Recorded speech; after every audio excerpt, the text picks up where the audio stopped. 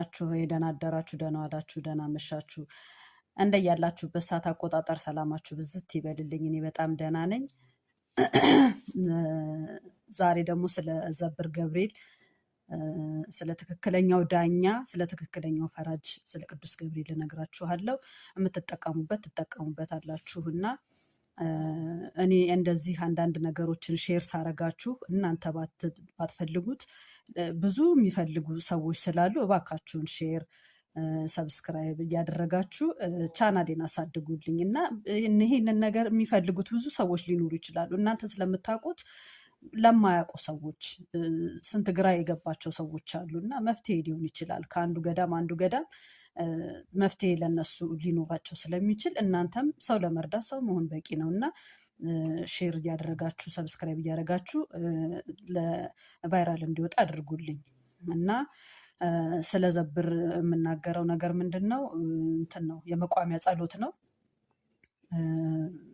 በመገበሪያ ለምሳሌ ስንዴ ይገዛና ያንን መገበሪያ አንድ ቦታ ላይ ይከመርና መቋሚያ ተዘቅዝቆ ነው የሚጸለየው። ጸሎቱ በጣም ከባድ ነው። ያንን ከሰጣችሁ በኋላ ድፍት በሉ ትባላላችሁ። ተደፍታችሁ በጣም በጣም በጣም ከባድ ነው። እናንተ እንደተደፋችሁ ጠላታችሁ እንደዚህ ይደፋ ምናምን በቃ እዛው ተደፍታችሁ እንባችሁ ነው የሚመጣው። የጸሎቱ ኃይል ማለት ነው። በጣም ከባድ ነው።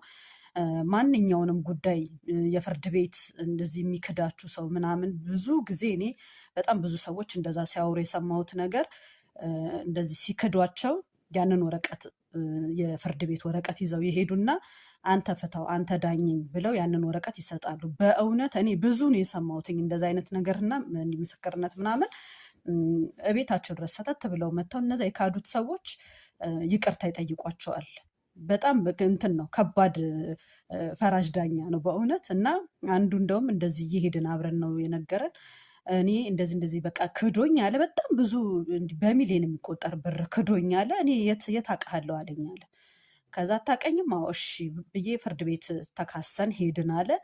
እኔ ለማንም ይሄንን ገና ዳኛው እስከሚፈርድልኝ አልጠብቅም። ምናልባት ይሄኛው ዳኛ ፍርድ ሊያዛባ ይችላል።